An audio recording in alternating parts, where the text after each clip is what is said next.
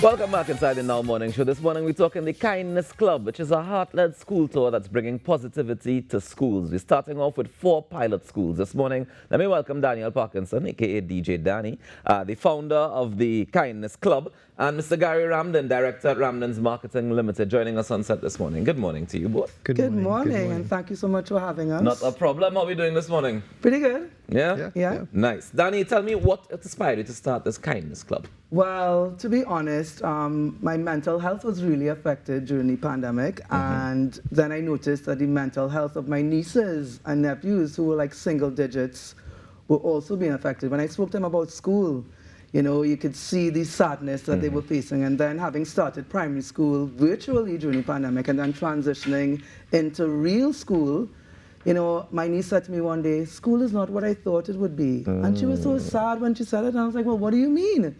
And she's like, "You know, some of these students were so mean, they say unkind things, you know, they push and they hit." And they had a story of a girl cutting another girl's hair, and these are like 7-year-olds. Wow. You know, so I felt really compelled to do something, because if she's experiencing this, imagine what so many other students are going through. At the same time, I was doing, I had attended the Gross Global Happiness Summit in Costa Rica at the University for Peace.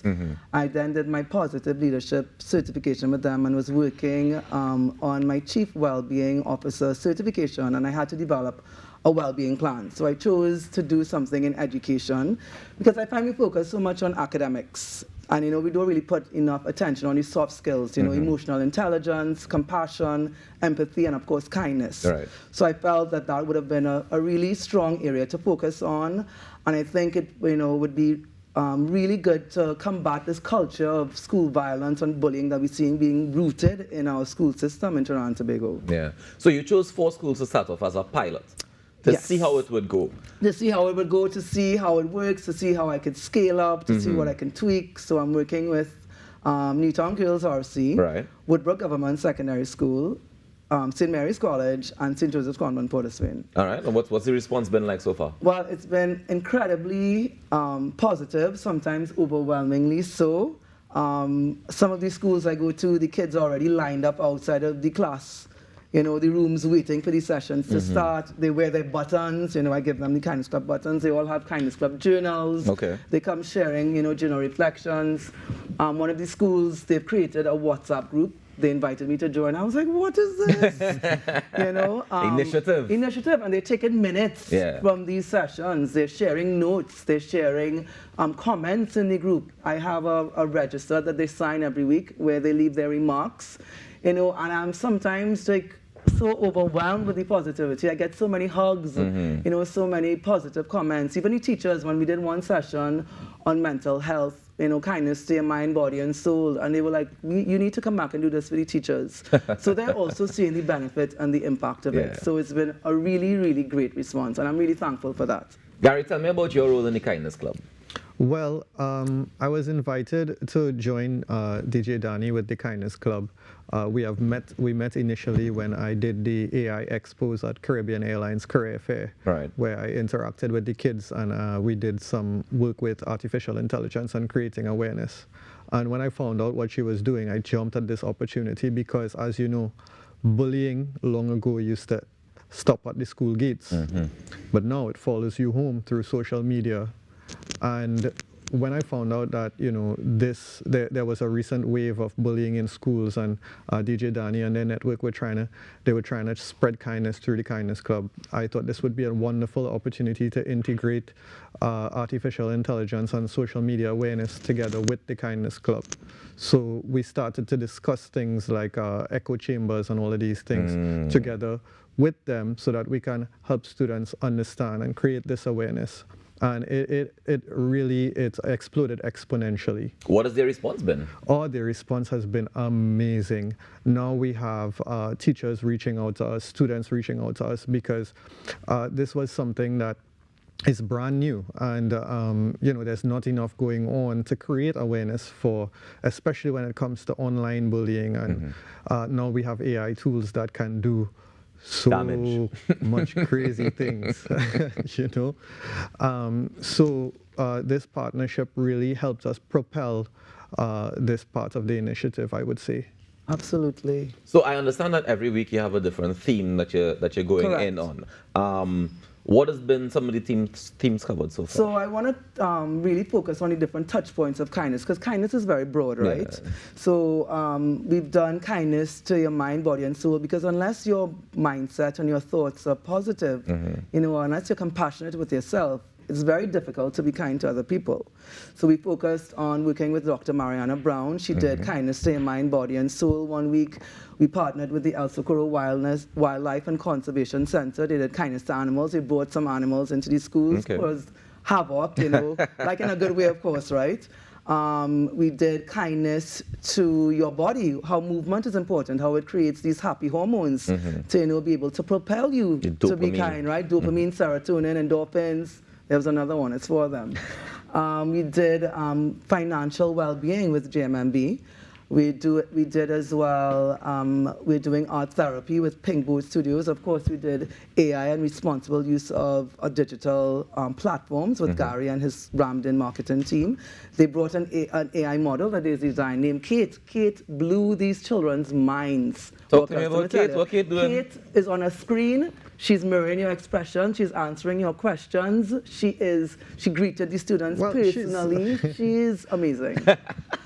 No, seriously. Tell me about Kate, Gary. Well, Kate is one of our multimodal models that we've developed at RML. And we develop a lot of AI technology that can now help students both emotionally and mentally. So she can actually, one of our flagship models is Amy, who was at Caribbean Airlines. And she is actually an AI avatar that you can interact with. However, these avatars are trained on multi-platform or multimodals. So basically, she can recognize emotions. If you smile, she will smile back. If you frown, she would ask you what's wrong. She's trained to recognize when there's distress in human tone and more or less guide you through whatever problem that you're having. Gary, I have questions. Yeah, I'm seeing it all over your face. Because should we be concerned at all that if children get dependent on something like that to guide their emotions or to help them guide through their emotions, is that a good thing, a bad thing? Should we be concerned about balancing human interaction with the digital interaction? Well, that's a very deep question. I try, Gary, I try. That's a very deep question. And when it comes to artificial intelligence, we believe leveraging the technology for betterment rather than trying to replace actual physical human beings. However, with regards to accessibility and when it comes to artificial intelligence with regards to being that over human beings, there are days human beings can be tired, human beings can have fatigue, and you can drill these AI agents, you can drill these multimodal models, and they will not, let's say, lose their temper or lose their patience. But isn't that part of the process of socializing?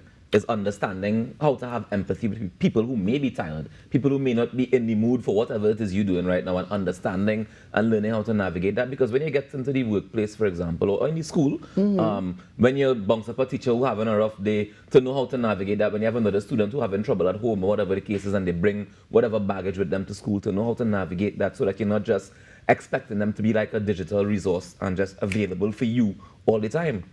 Well, would you say that's a bad thing? I wouldn't necessarily say having access to a digital resource that can guide me through my emotional distress in a professional way is not a bad thing. I think it's just another tool in a toolkit. So my concern is just really the dependency aspect of it. Do we balance that? How do we balance whether or not they become dependent on it? Yeah. And you would look at things like social media, TikTok, Instagram, and these kids, they already have developed a dependency on these social platforms for self-esteem and well, as I said before, these echo chambers where everybody agrees with your opinion all of the time and for validation and all of these things. Navigating this is creating awareness for it. Correct. And this is what we decided to do with the Kindness Club, so that we can make these kids aware, okay, this is what's available, this is what's out there, this is what to expect when you interact with these things and these models. And in some cases, I would say, some of these AI models that we've developed, like especially Amy, who is my first multimodal model that we would have showcased at Caribbean Airlines. And, you know, at first instance, the students were they were freaked out when they saw it, and you know, when she was smiling at them and when she was waving at them, and they was like, can she actually see me? And I was like, yeah, and she's trained to recognize, you know, subtle behavioral patterns, voice, your speech, your facial expressions, and respond to this. And as soon as they warmed up to it, it was like they had a million questions afterwards. Yeah, of course, naturally. So, Dani, as the pilot team comes to a close, what's next for the Kindness Club? Well, talking about awareness, what I didn't mention is that the TTPS also did a session, a week with us, the Community Police and the Child Protection Unit, where they spoke about bullying, you know, and framed bullying from the context that all bullying is an offense. And some of these kids were like, really shocked, you know, to understand that I can actually be charged from some of these behaviors. And like simple things, they broke down examples and how something like a little thing can transform into something huge that can really influence the rest of your life. You know, so I think those sessions were really, really important, and I'm really grateful for, you know, institutions like the TTPS for believing in the initiative and, you know, helping to spread that message. But in terms of your question, what's next? Well, we're finishing out the term. We're finishing strong. This week we're doing therapeutic art, how to channel big emotions. So I'm partnering with a photography and artist who are coming in this week with me. So we're going to learn how to... I'm not a big artist, right? So I'm going to learn some things here as well, too. I already have my color pencils packed in my car, and I'm really excited about this week's session. Then we're finishing with an environmental group who's going to come and touch on kindness to the environment as well, of course, how important it is to preserve our environment, because when you think of kindness, we just think of, you know, humans, but there are animals, there's the environment, there are water sources. So we're finishing on that, and then I want to do certificates for all of the kids. Now, not a certificate of participation, but a certificate because they've demonstrated leadership, they've demonstrated ownership of the program, they've demonstrated kindness, they've showed up every week. You know, they've really, really inspired me. And then into the new school term, we're going to be tackling a community project. So after all of these sessions, you know, what else? They need to pick a project. To be able to move on to the next stage and be kind to the environment as well. So to influence the community. So we are out of time, but if people like sponsors or anybody in the communities want you to come and bring this project, and how can they reach you? My website, djdaninetwork.com. Dani is D-A-N-I. You can also find the Kindness Club 868 on TikTok, on Facebook. And of course, you can find me on Instagram as well, djdani868. All right. Thank you so much for joining us this morning, Dani and Gary. Thank you very much, and congratulations on the Kindness Club. Thank you so much. It's great to see that we have some kindness being spread, and hopefully it continues to spread across the nation. We take a quick break, and we come back with more in our morning show. Stay tuned.